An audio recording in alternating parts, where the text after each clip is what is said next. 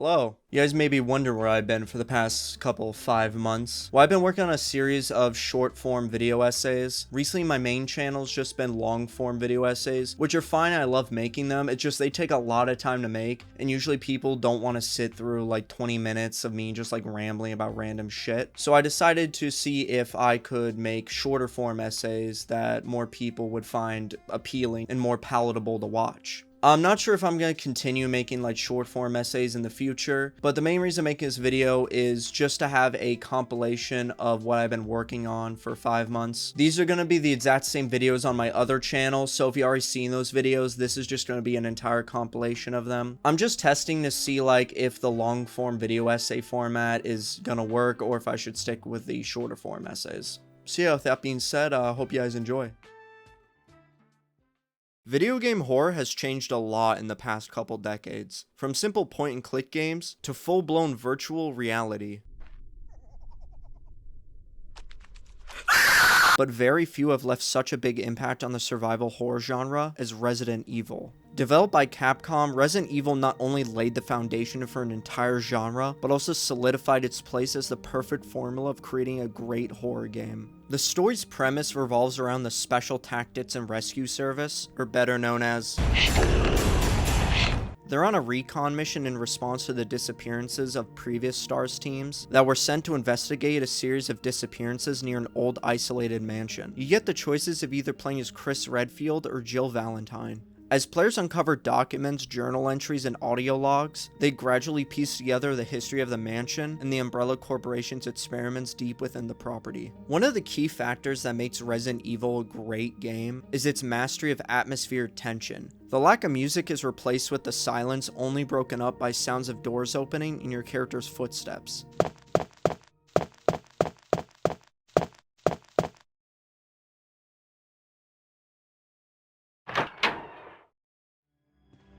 It works to build up your paranoia only to be broken up by an intense burst of action.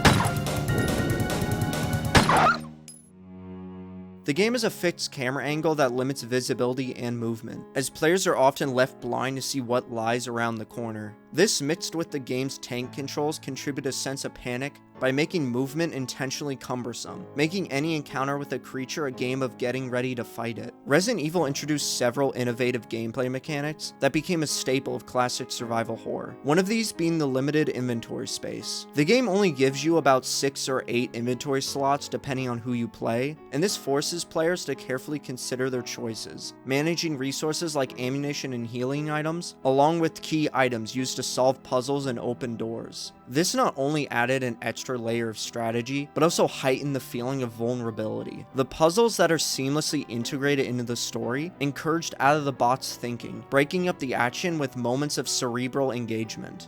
That was too close. You were almost a Jill sandwich. You're right. While the remastered version gave updated graphics and added additional support to the backstory, there's something special about the original graphics, and how the lack of detail almost makes the game more scary. Walking around, you feel confined, dreading walking into an encounter that forces you to fight to progress. Resident Evil stands the test of time. Its impact on both the gaming industry and horror genre is immeasurable, and its legacy continues to thrive even decades after its initial release. While the later Resident Evil games may have shifted their focus more towards action and witty dialogue, no thanks, bro. Nothing will ever beat playing this game alone in the dark, just waiting to see what happens behind every door. Horror games have the unique ability to engage players on a deeply emotional level. Damn, bro, you throwing it back on camera. Among these titles, Amnesia: The Dark Descent stands out as the perfect example of creating psychological horror. Developed by Frictional Games and released in 2010, you take control of Daniel, a man who suffers from amnesia, which leads to a fractured narrative that's gradually revealed through notes, letters, and flashbacks, sometimes even written by Daniel himself. One of the reasons why Amnesia works so well is its location. The game is set in a 19th century castle somewhere near Prussia, Germany, so this means that the game's environment works to be as much against you as possible. It ain't even that bad, it ain't even that bad. Oh, it's terrible. It's bad. It's so fucking bad. Structures are constantly breaking down. Electricity isn't present, forcing alternative methods of lighting such as candles, lanterns, and moonlight. Any sound generated within the castle has you questioning whether it's just the building settling or a product of an outside entity. Throughout the game, you'll be stalked by a creature only known as the Servant Grunt. A mangled creature only being able to communicate through growls and grunts. It's never clear if the creature is real or a product of Daniel's decaying mental state, as sanity is one of the key fundamentals of this game. Prolonged exposure to darkness, disturbing events, causes Daniel to descend into madness. The game's mechanics simulate this by blurring the player's vision and including hallucinations such as false encounters with the creatures, blurring the lines between Daniel's perception and reality. Only your choices in the game result in how long it takes you to complete it, and the game tries its fucking hardest to make that a very long process. Please don't come in this doorway. Please don't come in. Okay. You don't have the ability to fight back, so options are very limited in regards to either hiding or running. The game forces you to manage your resources. Lights can only be lit by tinderboxes that are sparingly scattered throughout the castle. You're also equipped with an oil lantern that drains extremely quickly. The game follows a pretty linear path, however if you don't look carefully in each room, the game will allow you to get lost very easily. The majority of the time, you'll end up scrubbing through your notes to find solutions to puzzles, or in some cases, solve it by complete chance. It's impossible. I don't think you can get fucking 8 either side. Look, if you bring it down here, that's 6, and then 7, 8, but 1...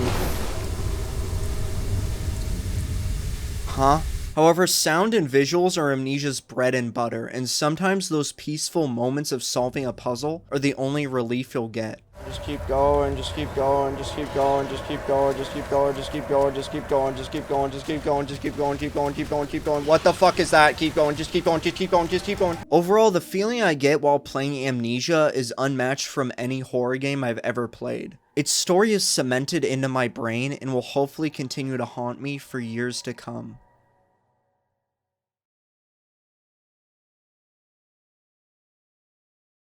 If you lost your child, would you do whatever it takes to get them back? How about traveling to the deepest, darkest pits of hell? Harry Mason would.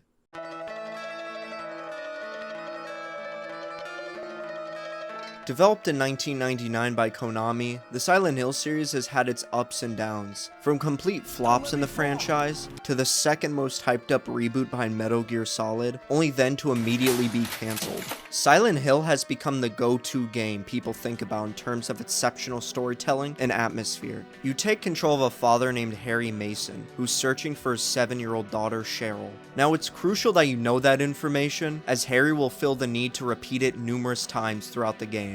Have you seen a little girl? She's only 7. Short, black hair. Short, black hair, 7 years old. Hey guys, I'm in Silent Hill. just hanging out. Have you seen a little girl around here? Short, black hair, 7 years old. The game's setting takes place in the fictional town of Silent Hill, a quiet, mysterious town completely surrounded by fog. The town of Silent Hill works so well as a setting because the town itself plays both as the game's antagonist as well as an ally to Harry. Silent Hill's atmosphere is not just a backdrop, it's an integral part of the game's horror. As you progress into the story, the town will slowly shift, getting more and more distorted the deeper you go. The fog, mixed with some intentional horrible camera movements, limits visibility and forces Harry to become more vulnerable in this outside environment. Throughout the game, you'll be mostly on your own, only having small interactions with various characters, being used mainly as guides or just a reminder that there are more people trapped within the town. The game by design has sound effects like footsteps and doors opening louder than the actual music, sometimes being completely silent except for those sounds.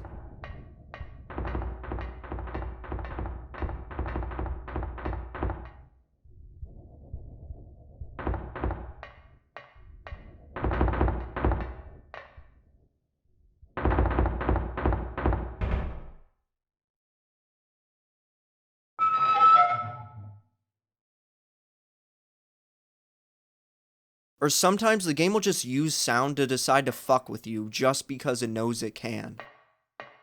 Ah, fuck! Enclosed spaces like the school and houses feel cozy and uncomforting at the same time, almost tricking your brain into identifying as a safe space when you know in reality that's not the case. Your main weapon in the game is your handgun. This is mainly going to be your workhorse throughout the entire game. However, ammo for the handgun is scarce and can drain really quickly from just a couple enemies. This is where melee weapons come into play. A kitchen knife and steel pipe are going to be your main alternatives, forcing closer combat and a harder time facing large groups of enemies. There are harder to find items such as the hunting rifle, axe, katana, and even a fucking chainsaw. But your biggest resource in Silent Hill is your radio, used as an amplifying alarm to act as a warning for any creatures in the vicinity.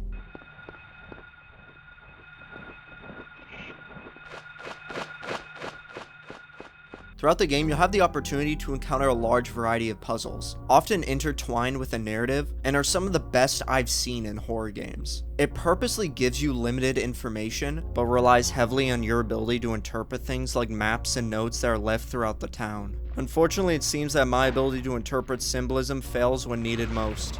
I don't know what to do. Shoot in its asshole. Yes. Progress.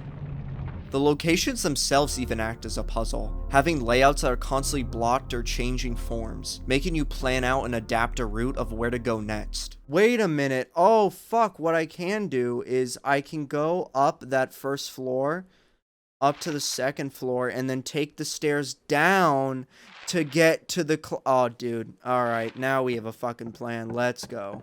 Interactable objects intentionally stand out from the background, making it clear that if you can't interact with it now, eventually you will. But the main reason why I love Silent Hill is because there are things that never get explained, such as the ghost children that wander the school classrooms, or how Cheryl managed to get the number in the exact perfect time of when to call, and why Dahlia Gillespie looks like a character straight out of The Corpse Bride. These things never get addressed, but it works well because Silent Hill isn't supposed to make sense. It's a town that plays by its own rules, has its own perception of time, and works outside of reality. It's a game that really tests your mental capacity and ability to keep moving forward, even when things seem at their worst. Silent Hill is a haunting masterpiece that showcases the enduring power of psychological horror in the world of video games.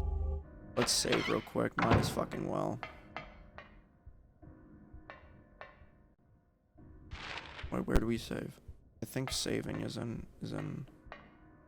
one of these fucking rooms. Ah, whatever, fuck it, who cares? 12 seconds later. Oh. I should have fucking saved. Ah,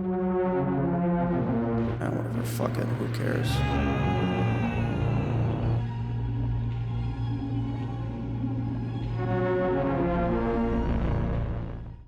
Zombie survival has always been a genre that fascinated me. Shows like The Walking Dead glorify the experience of what living through a zombie apocalypse would be like, and many games have came out trying to capture the true immersion of a zombie-ridden world. And with just how many zombie games there are on the market, sometimes it's hard to find the good ones from the not so good ones. One of these games that stands out, however, is DayZ. DayZ is the love child of Bohemia Interactive, who for the longest time have been known for making those war games you'd find in your local Goodwill. DayZ actually started out as a mod for the popular game Arma 2. After its initial release, servers started to fill up of people wanting to play the mod, and soon enough Bohemia Interactive created DayZ Standalone as its own official game. Now there really isn't a goal in DayZ other than surviving as long as possible, so the majority of what you're going to be doing in DayZ is going from town to town collecting resources. But the thing is that DayZ is an entirely multiplayer game, which means that at all times there are other people playing on the same map as you, doing exactly what you're doing with the exact same goal, to survive as long as possible. Unlike other horror games where the majority of fear is given through actions that happen within the game, what makes DayZ so unique is that the fear is experienced from the lack of action. You're gonna spend so much time in a quiet environment besides the zombies that you kill, that any sort of loud sound is gonna make 10 times the impact it would have made from any other game. And this is usually from other players. Now, encountering another player in DayZ is treated as an event. Since you have no idea who's on the other side of that player, you never really get a clear indication whether they want to help or kill you. And this is another thing that makes DayZ so unique from other horror games, is that your survival relies entirely on you being able to pick up psychological cues. The way someone talks and even the way they move in-game can give away their intentions. And it's not from NPCs that are predictable and have movements programmed into them. It's by real people. Someone in that police station. I wouldn't go in there if I were you. I think I should kill him. I really want that shotgun.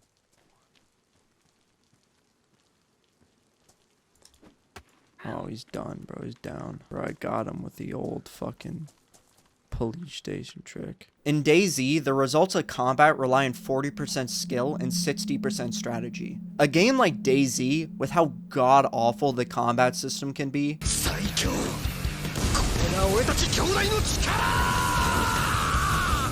has some fights rely more on getting into the other player's head more than whoever has the better weapon. Everyone, whether they're an experienced veteran or not, all go through the same process when engaging another player. They try to get into their head and figure out where they would go. Now, what the majority of players don't realize is that the other player is doing exactly what you're doing. Sometimes fights can last up to an hour as both players are trying to find and wait for each other to move out of position.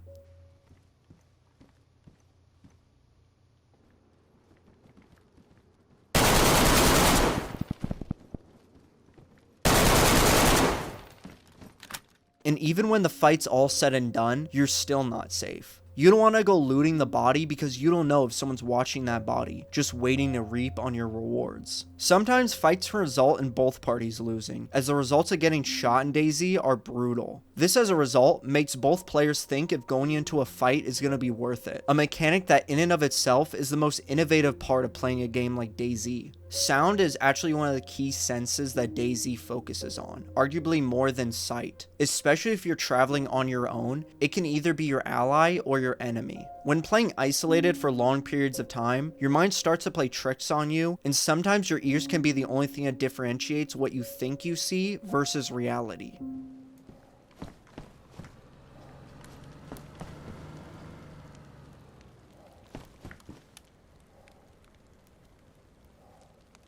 That's a car. Congratulations! This usually happens more when you're all looted up and the risk of encountering another player is more threatening than the actual zombies. Oh yeah, I also forgot to mention there's zombies in this game. And that's mainly because the zombies play second fiddle to the human interactions. Because zombies on their own are manageable and can be dealt with, even in large groups. But another player is a whole nother ballgame. Players have more sound cues than zombies, so the majority of the time you'll end up hearing another player before you actually see them. Oh.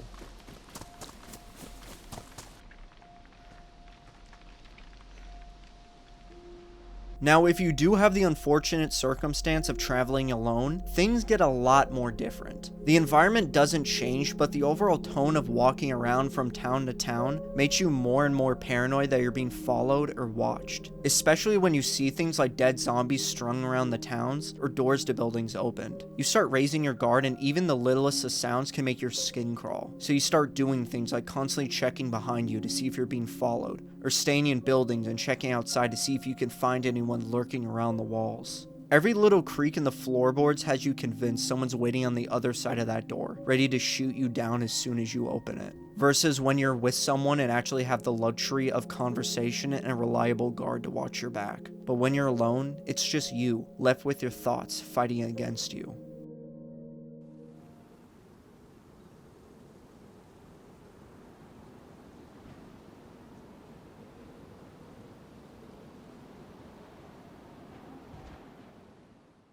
I believe there are two types of horror games. There are games that were designed with the intention of being horror games, and LSD Dream Emulator.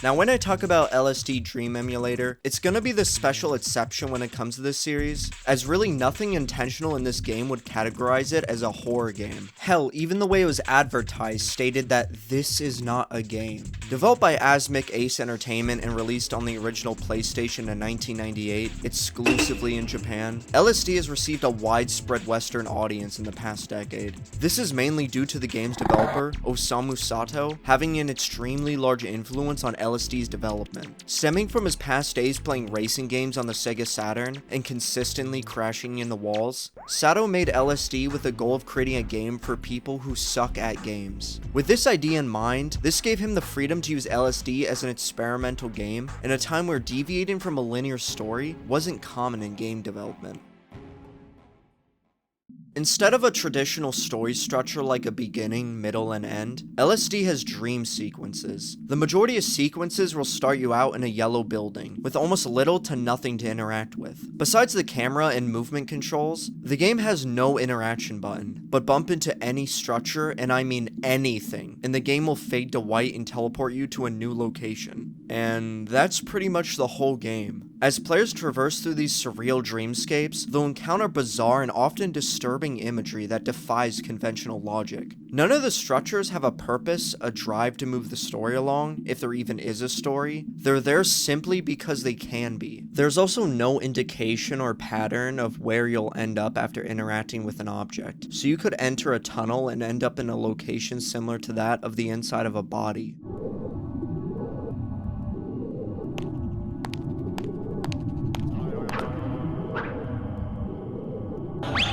I gotta get out of here!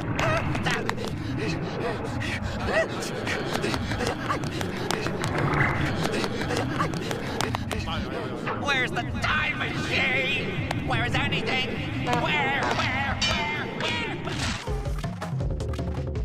After each dream sequence is done, you'll be taken to a chart with the directions upper, downer, dynamic, and static. These act as cardinal directions, coinciding with the squares representing where you ended at. The visuals for LSD was inspired by a dream journal Sato would keep. He made sure to put as much detail as he could into the game's visual style, which is characterized by visual landscapes and abstract structures. Now, since dreams can often conjure unexplainable shapes and designs, it's not too common that these creatures can be formed into nightmares. As for the settings themselves, they all feel so empty. Like something once inhabited these places, but what's left is a shell of what used to be. Even with a variety of different sound effects and music in each location, it feels like a place you've been to before. LSD is not rooted in traditional jump scares or gruesome imagery, but rather in the psychological unease it fosters.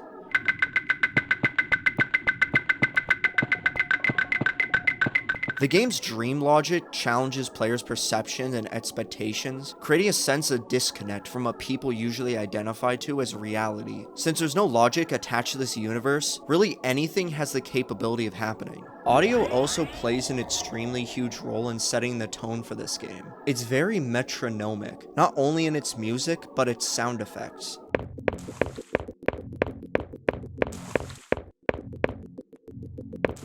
I don't know exactly how to explain it, but after hearing the same audio cues over and over again at such a constant rate, it evokes an unnatural feeling, like something feels off. Nothing in the game acts to answer questions. LSD certainly gives the illusion that everything in the game has a meaning, especially with a chart after each day is done, but the only thing coming close to providing any sort of context is the occasional black screen with a wall of Japanese text that will occasionally appear at the beginning of each specific day. This one in particular reading, "There was a white cat who curled up in the balcony. As I approached the weakened cat, it repeatedly said, 'I'm happy to meet you,' in a machine-like tone. I felt unfortunate to the cat when I first heard that voice." However, in LSD, there is one character you'll frequently encounter.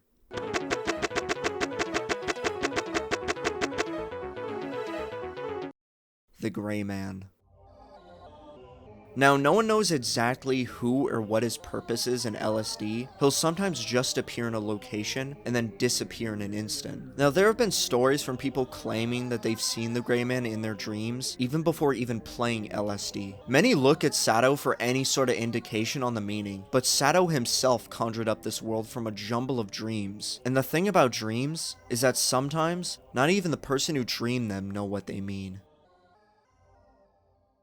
While playing, I noticed an option on the main menu that would keep appearing and disappearing called Flashback. When clicked, it took me to a bright white location with a train track. When I tried to approach the train, the Gray Man appeared and teleported me back to the main menu. Later on, I tried Flashback again, and this time it kept bringing me back to the same spot over and over again, like I was stuck in limbo. Eventually, I was able to bypass it by teleporting to another location before it could bring me back. And then this happened.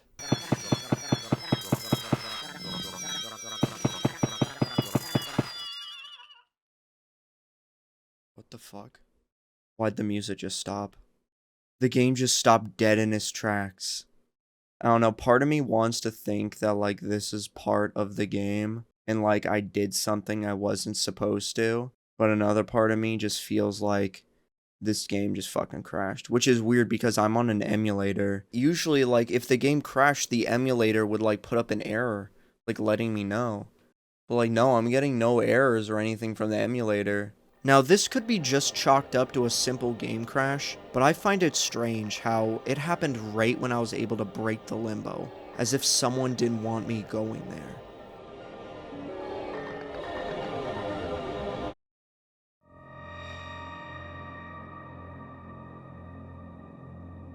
What truly defines someone is human. Is consciousness just enough, or is it something more physical? It's a question that not even Soma can answer. Soma, a psychological horror game released in 2015 and developed by Frictional Games, is the prime example of how to build a universe around a character. The game follows Simon Jarrett, a man who the player is given little to no information on. All we know is that the game takes place in Canada, and he's going in for a brain scan after an accident. When the brain scan is complete, he gets mysteriously transported into an underwater research facility. As the players progress through the abandoned facility, the story starts to slowly unfold through exploration and audio logs called voice memos. You'll learn later that you were teleported 100 years into the future on a research outpost called Pathos 2. However, throughout most of the game, you'll be left in the dark about how exactly you got there and who woke you up. And this is where Soma works at its best. The game only gives you as much information as Simon, being in a new environment and seeing technology that you're not familiar with. Since much of the facility is abandoned, there's really no one to answer questions. Well, at least no humans to answer those questions. What are you? Are you blind? It's me. Carl Semke. Wrangler? Any of this sound familiar to you? No, actually. Much of the facility in Pathos 2 will be consisted of robots, some able to talk and communicate with Simon, and others sorta just exist. Towards the beginning of the game, Simon will meet a woman named Catherine, who Simon believes is a human, only to find out that Catherine is a voice and a human consciousness shoved into a robot, who is then shoved into a glorified door opener. However, what's strange about the robots is that some of them aren't aware that they're robots. Are you human? Shit, did my body give it away? I try hard staying a mystery. Yeah, I'm human.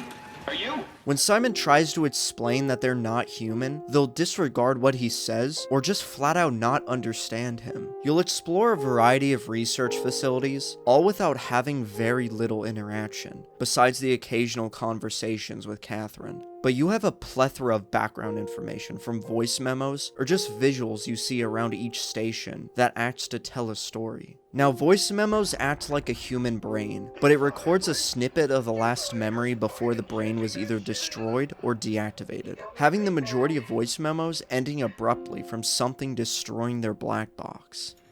Rally Herber, our dispatcher, has been snooping around asking questions she shouldn't. She says she's going down into the abyss to find Alpha. I can't bring myself to stop her.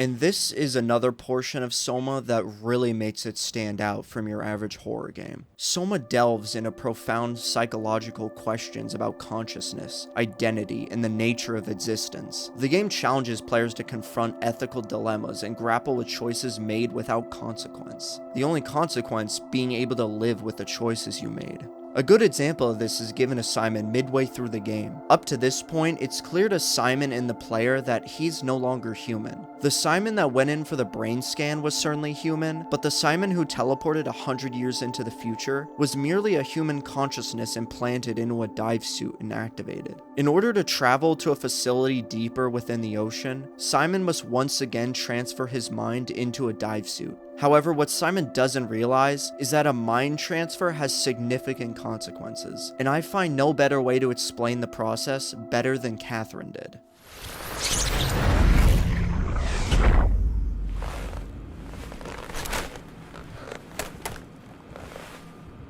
There must be something wrong. Can't you run a diagnosis or something? What was that? No, it's just... Why was it still talking? It's the same like before. Catherine, why was he still talking? That's how it works, you know that. What do you mean? You know it's not magic. You were copied. The sleeping Simon in the seat was copied, and now you are here, just like Simon lived on in Toronto. God damn you, Kath. 2 Simons? There can't be 2 Simons. What did you think would happen? That you were gonna take my mind and put it into another body, like a brain transplant. I'm sorry, it wouldn't work that way. You realize how messed up this is? Please, I didn't mean to upset you. How did you expect me to react to this shit? Please stop. You're fucking disgusting. The mind transfer acts as a coin toss, where on one side you get to live on in the copied consciousness, while on the other side you get to remain in the old body, as the original of the copy. A later scene in the game goes through an outside perspective of what a copied consciousness is like. That wasn't so bad. Soma really got me worked up, bastard. What happened? Where did everyone go? Mr. Wan. Chun? What happened? I can't see anything. There's nothing here. It's okay. It's all a part of the scan. No, that's a lie. You're lying. Okay, calm down, Mr. Wan. No. Well, why are you doing this to me? I trusted you, Chun. I trusted you! Did we just bring that guy to life? I mean, he's a perfect scan, meant for the Ark. He's the real deal. And we turned him off. Took it all away again. Basically, the mind is put on pause for a brief period of time, and when activated, the memory is reverted to when it was last activated. And from there, you can just keep activating it and deleting the simulation until you get the desired outcome. And this is where Soma brings up a very important and hard question. At what point do you stop being human? Does humanity stop when you no longer have a physical body? Or does it stop when your original consciousness dies? Does a copy of your consciousness even count as human? It's a concept that Soma perfectly crafts throughout the entire game, and creates an internal fear within the player's mind, all without a single horrific visual. While there are enemies within Soma that act as obstacles, blocking Simon's goal of saving humanity, the player's actions and mindset act more as the protagonist than anything Soma can throw at you. At the very end of the game, Simon and Catherine come up with a plan to put themselves onto the Ark so they can be launched into space and live on with humanity. However, the only way to do this is by copying their consciousness into the Ark. And instead of explaining what happens, I'm just gonna let this last scene play out. I'm still here. I'm still here. Catherine? Catherine? I'm here. What the hell happened? What went wrong? Nothing. They're out there, among the stars. We're here. No. We were getting on the Ark. I saw it. It finished loading just before it launched. Yeah, I saw. Then why are we still here? Simon, I can't keep telling you how it works. You won't listen. You know why we're here. You were copied onto the Ark. You just didn't carry over. You lost the coin toss. We both did. Just like Simon at Omicron, just like the man who died in Toronto 100 years ago. No, this is bullshit. We came all this way. We launched the Ark. I know it sucks, but our copies are up there. Catherine and Simon are both safe on the Ark. Be happy for them. Are you crazy? We're gonna die down here with those fuckers living at large on a spaceship. They're not us. They're not us. I'm sorry you feel that way, Simon. I'm proud of what we did. We made sure that something of the hundreds of thousands of years of human history survives, that something lives on. No. Fuck this. Fuck this. Fuck you. Fuck you, Catherine. You lied. And I believed in you. I trusted you. You said we're getting on the fucking Ark. We are on the Ark, you idiot. I didn't lie.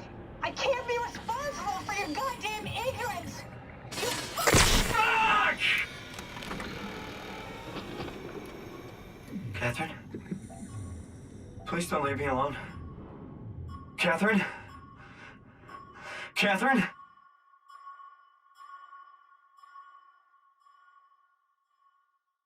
I think this whole game can be summed up by this one clip.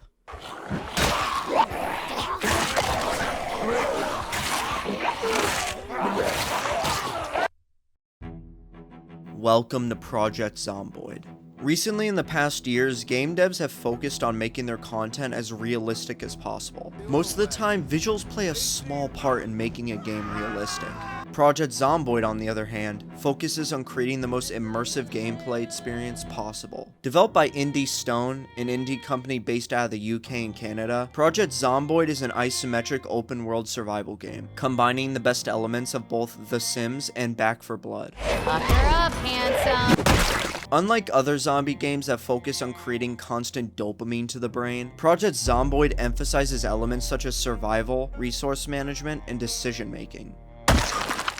On the main menu, you're faced with your first big decision, the difficulty. You have the choices between Survivor, a more combat-heavy playstyle with increased zombies, Builder, a more relaxed experience with fewer zombies, and for the masochist, Apocalypse mode.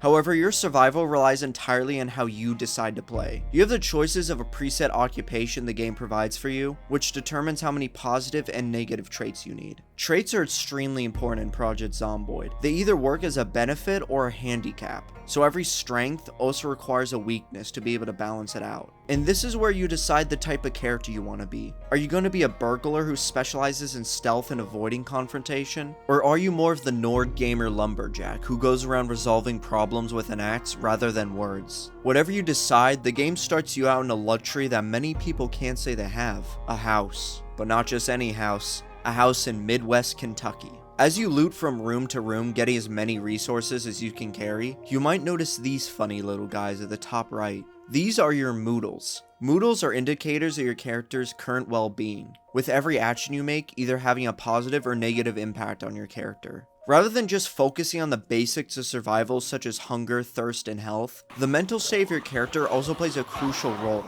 with emotions such as fear, depression, and anxiety having the ability to take a massive toll on your character. Now, one thing you should know about this game is that it hates you. You see, Project Zomboid thrives on bad decision making. The most minuscule wrong choice you make can mean the world of consequences. Zomboid knows this and makes it its goal to entice you as much as possible, and I fall for it every time.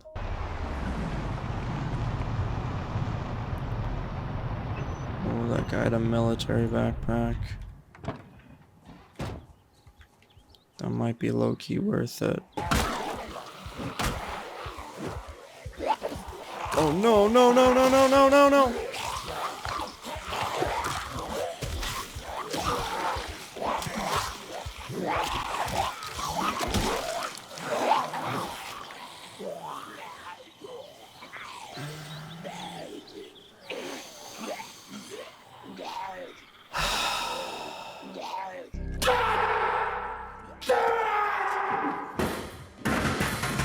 You know, there were a million ways I could have done that, but I chose probably the stupidest fucking way of going about it. Now, the camera in this game almost works as a double-edged sword. Sometimes you'll be able to see things that the normal third-person perspectives wouldn't allow you to see. But on the other hand, sometimes the game will trick you into thinking there's only 2 to 3 zombies around the corner, and then immediately conjure a whole horde as soon as you go to engage. Oh my god, I'm dead. Everything in the game is learned by trial and error. It's pretty much guaranteed that you'll end up dying to things that you'd never expect to die to.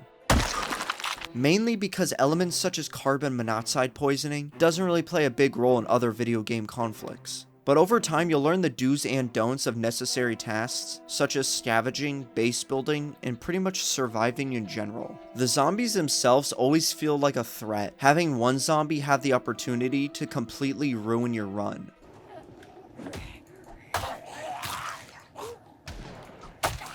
Oh no.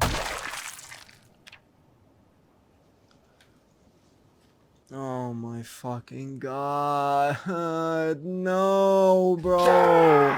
The zombies towards the beginning shouldn't seem like that much of a threat. That's because the real enemy is yourself. Towards the beginning of your world, you're gonna be on edge and be very cautious with your movements. But as you get geared up and more experienced dealing with zombies, those cautious movements will start to get a little more casual. It'll only strike you that you're in a dangerous situation, but at that point, it'll be too late. The whole atmosphere of Zomboid is designed to make you feel as lonely as possible. This is done mainly by the use of music. Zomboid's music was composed by Zach Beaver. From the very first time you load up the game, you'll hear unsettling and eerie music that perfectly encapsulates the tone of this entire game. Using a minimalist approach, the ambient sounds and melodies evoke a constant state of vulnerability and tension. As you play, the music will rise as you get spotted or caught by zombies, slowly increasing in volume the more and more zombies gather. If you decide to turn off the music altogether, you'll be left with mostly silence, apart from the sounds of zombies pounding on doors, the wind blowing, and the small actions of your character's movements. The once familiar streets now lay barren,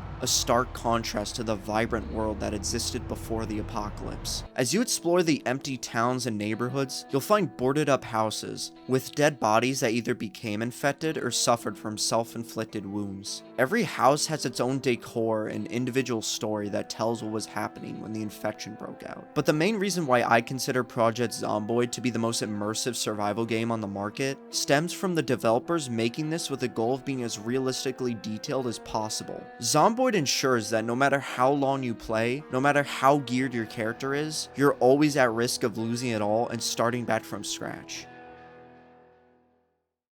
I would like to consider myself a hard person to scare. You can't get through, right? And I know up to this point I've made over 7 different videos going over games that do in fact give me the heebie-jeebies, but there are very few games where I'm genuinely afraid to continue playing.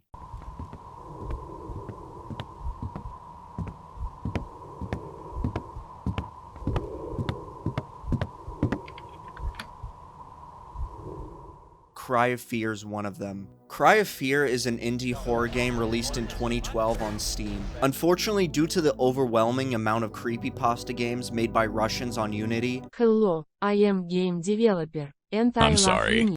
Cry of Fear got lumped into the pile of unplayed free horror games. However, Cry of Fear is anything but your average Unity game. Instead, it's a Half-Life mod, but this time in Sweden. Man, the city of Sweden's so beautiful at night. The PNGs are fucking stunning. Cry of Fear was made by Team Skytescaler.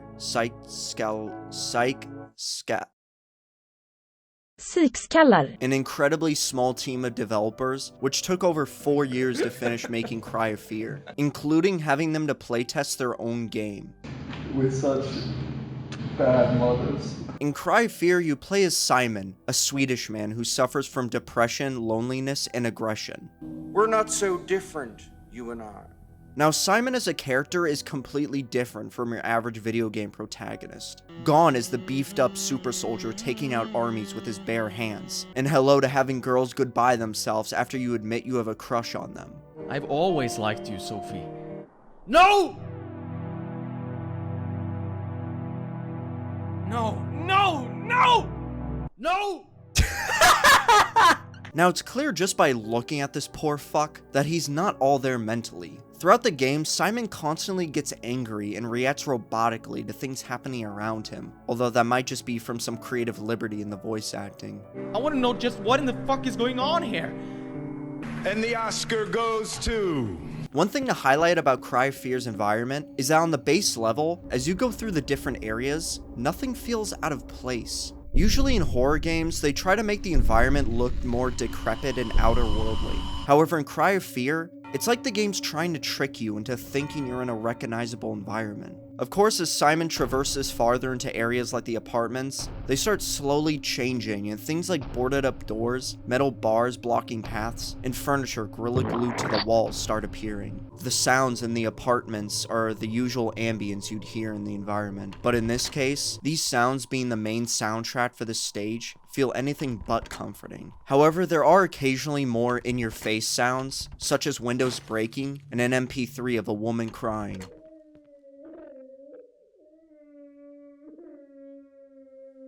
Each room is designed to feel claustrophobic, this being highlighted further when the game makes you fight enemies in these rooms. Since every room is the size of your $3K a month studio apartment, there's very little room for dodging enemies' attacks, forcing Simon to take damage. The combat in this game is almost like a dance, constantly stepping back from enemies and getting a swing in before you get hit. With practice and in larger, more open areas, it's pretty easy to get into a rhythm without taking any damage. But locations like the apartments, where the furniture is taking up the majority of space, makes taking damage almost guaranteed. In the beginning of the game, you'll be given a switchblade as your melee. You have the choice of either using the switchblade on its own, or dual wielding it with another item such as your phone, which can be used as a light source as it can get extremely dark in certain stages of the game. Later on, Simon will find a handgun which will drastically increase your comfort levels, not needing to close the distance between enemies. However, this, similar to many things in this game, comes at a downside.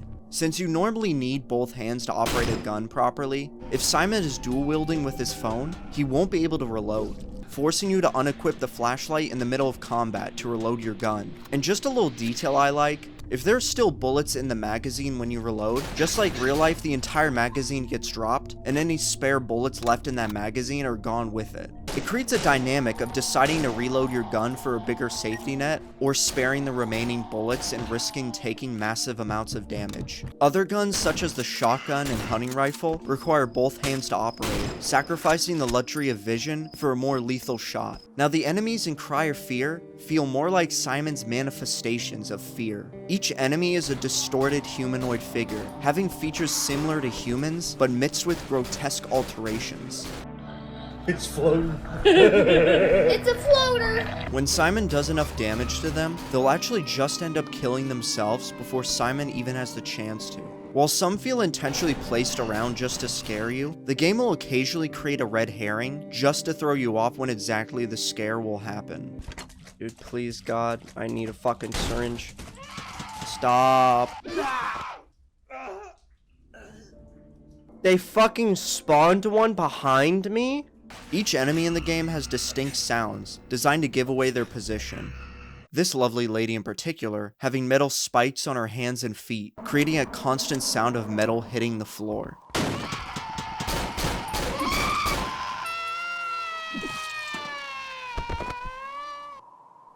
And sometimes the game will just use sound alone to create panic.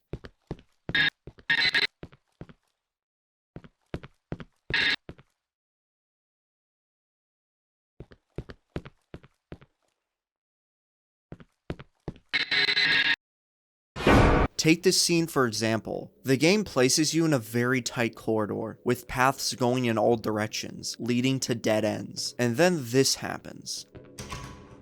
Oh god. Oh god, no, no, no, no, no, no, no, no, no.